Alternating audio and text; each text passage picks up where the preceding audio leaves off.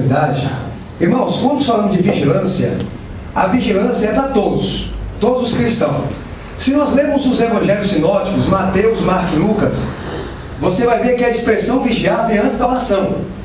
Você vai ver, vigiai e orai, olhai, vigiai e orai, digo a todos, vigiai, bem-aventurado o servo, quando o Senhor vier, achar vigiando.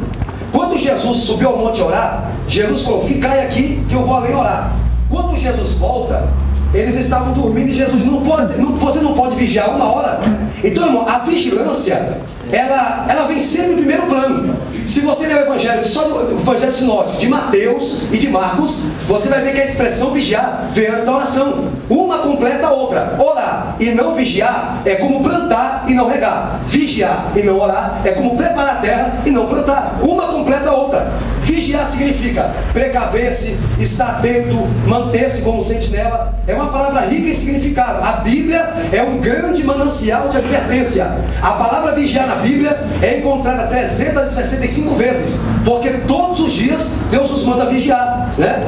Orar é bom, mas a vigilância está em primeiro plano. Você vai ver no capítulo 15 de Gênesis, quando Abraão fez um sacrifício, a Bíblia diz que as aves de rapina vinham comer, mas a Bíblia diz que ele sacrificou, mas ele estava vigiando. Quando as aves de rapina vinham comer o sacrifício, eles as enxotavam, ou seja, ele fez o sacrifício, mas ele estava vigiando. Aleluia! Então, irmão, a vigilância, ela vem sempre em primeiro plano. A igreja que vigia não cochila. A igreja que vigia não é pega de surpresa. Nós temos que aguardar a vinda de Cristo vigiando e cheio do Espírito Santo, irmão. Vigiai em todo o tempo. Sede sóbrios. Nós temos que vigiar contra o inimigo. A Bíblia diz em 1 Pedro capítulo 5, verso 8, sede sóbrio e vigiai, porque o diabo, o vosso adversário, anda em derredor, procurando a quem possa tragar, ou engolir, ou destruir. Então nós temos que vigiar contra o inimigo. A igreja que vigia, irmão, ela não cochila. A Bíblia diz em Atos 20 que Paulo estava pregando um sermão. Eu creio que era um sermão cristocêntrico, porque Deus é o autor da Bíblia, o Espírito Santo é o intérprete e Jesus é o tema central. Paulo estava pregando, Jesus cura, Jesus salva, leva para o céu,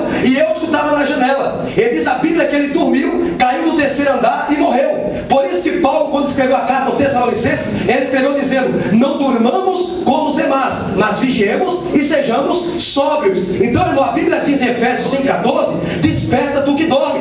Existiam 3 homens na Bíblia que dormiam. Primeiro, Jonas dormiu em tempo de missões. Segundo, Eutico dormiu na hora do culto. Aleluia. E Sansão dormiu na hora da tentação, dormiu no colo de Dalila. Então, irmãos, que nós nesta manhã venhamos vigiar. Orar é bom, é muito bom. Há várias referências da Bíblia que manda nós orar, mas a vigilância, ela fica sempre em primeiro plano. A Bíblia diz em Apocalipse, capítulo 16, verso 15, eis que veio como ladrão, bem-aventurado aquele que vigia. Aleluia. Então vamos vigiar em todo o tempo. Aleluia. Os homens podem até dormir, mas Satanás não dorme. A Bíblia diz na parábola do trigo e do joio, dormindo-se os homens, veio Satanás e semeou o joio. Então os homens podem até dormir, mas Satanás, ele não dorme. Então vigiemos e sejamos sóbrios. Amém?